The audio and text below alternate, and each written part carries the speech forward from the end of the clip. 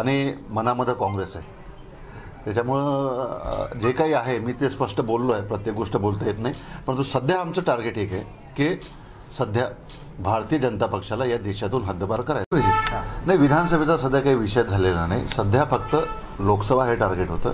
आम्ही साहेबांना, पवारसाहेबांना आम्ही विनंती केली की साहेब हा वर्धा काँग्रेसचा गड आहे, काँग्रेसकरता आपण सोडावा अशी मागणी केली. परंतु त्यांचं म्हणणं होतं की एकच जागा विदर्भात आम्हाला भेटली आहे, ती जागा आम्ही कशी सोडावी.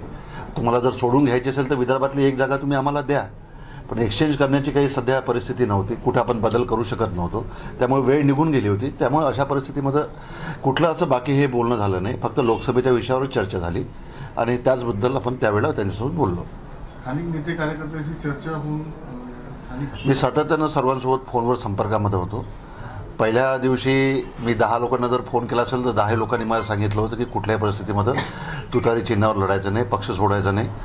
पक्ष सोडण्याचा विषय नाही आहे, तुतारी चिन्हावर लढायचं नाही. परंतु जसे दिवस पास झाले, ज्या 10 लोकांनी मला पहिल्या दिवशी नाही सांगितलं होतं तेच लोक 3 दिवसानंतर मला पुन्हा फोन करून बोलू लागले की साहेब आता आपल्याला काही झालं तरी लढावं लागते, तुतारी चिन्ह जर भेटलं तरी लढा, पण लढणं गरजेचं आहे. या निवडणुकीमध्ये तुमचा अजेंडा काय असणार आहे?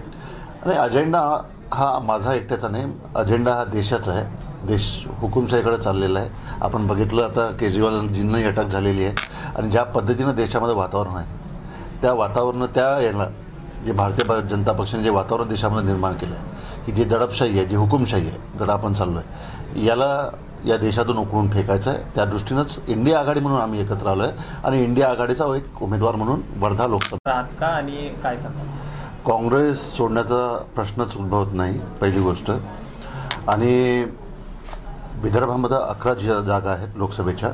11 जागा असताना 10 जागा शिवसेना आणि काँग्रेसने घेतलेल्या आहे आणि एकच जागा फक्त राष्ट्रवादी काँग्रेस पार्टीला भेटलेली होती.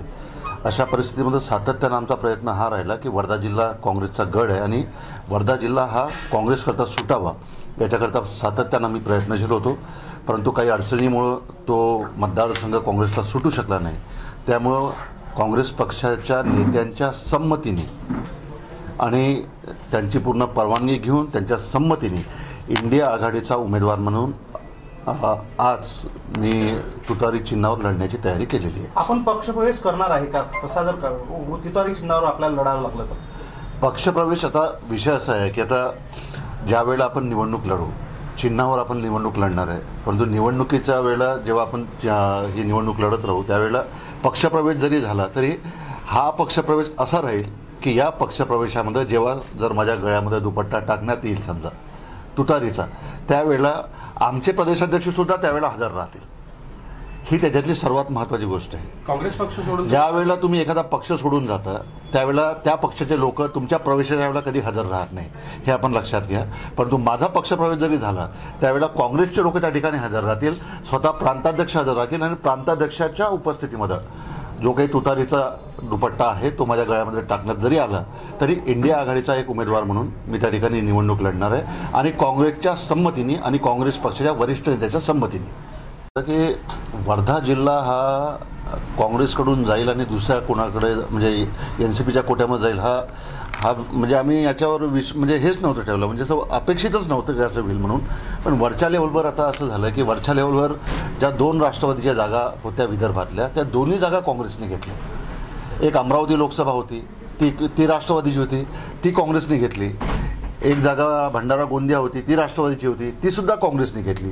आता राष्ट्रवादीच्या विदर्भातल्या दोन्ही जागा काँग्रेसने घेतल्यामुळं पवारसाहेबांनी वर्धेवर क्लेम केला आणि नंतर मग आता ह्या पुढच्या डेव्हलपमेंट्स त्याच्यामध्ये झाल्या.